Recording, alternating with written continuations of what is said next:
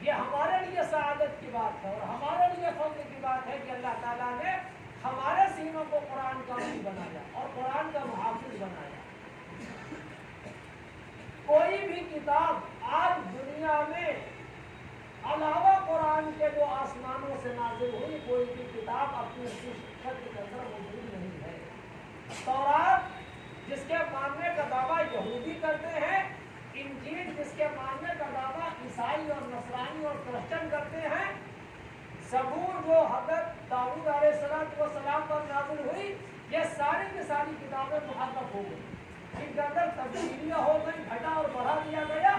اس لیے اس کی حفاظت کا وعدہ اللہ نے نہیں کیا۔ لیکن قرآن جیسے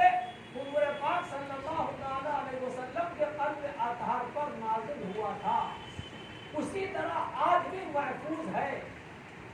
اپنے تمام حرکات کے ساتھ، تمام شوشوں کے ساتھ اور تمام زیر و زبر کے ساتھ قرآن کریم ایسے ہی محفوظ ہے، اس کے اندر کوئی قدر بیوت نہیں ہو پائی اور نہ ہو پائے گی۔ یہ اللہ کا وعدہ ہے جو قرآن کے اندر لکھا ہوا ہے، اِنَّا نَحْنُ نَزَّلْنَا الذِّكْرَ وَإِنَّا لَهُ لَحَافِظُونَ، ہم نے قرآن کریم کو نازل کیا اور ہم اس کی حفاظت کرنے والے ہیں۔ اور آپ حیرت کریں گے، انتہائی چھوٹی چھوٹی کتاب، پہلی بات تو وہ یاد نہیں ہوتی ہے، اور اگر یاد بھی ہو جائے تو کچھ دنوں کے بعد بھول جاتی ہے۔ اتنا ضخیم قرآن ہمارے سینے کے اندر اللہ نے محفوظ کر دیا، یہ اللہ کا بہت بڑا فضل ہے۔ ابھی آپ نے دیکھا ہوگا، خبر آئی تھی سوشل میڈیا پہ، ایک 11 سال کے بچے نے 22 دن میں قرآن کریم حفظ کیا۔ 11 سال کے بچے نے 22 دن میں پورا قرآن کریم حفظ کر لیا۔ تو قرآن کا معجزہ جو اللہ تبارک و تعالیٰ دکھلاتا رہتا ہے، اس لیے قرآن کریم اللہ تعالیٰ کا بہت بڑا انعام ہے اور حضور پاک علیہ السلام کا بہت بڑا معجزہ ہے۔ اور قرآن کریم کو پڑھنا اور قرآن کریم کو صحیح پڑھنا ہر مسلمان مرد عورت کے اوپر فرض ہے، اس کا صحیح پڑھنا بھی فرض ہے۔ آج بہت بڑا طبقہ مسلمانوں کا، مردوں کا، عورتوں کا قرآن کریم پڑھا ہوا ہی نہیں ہے۔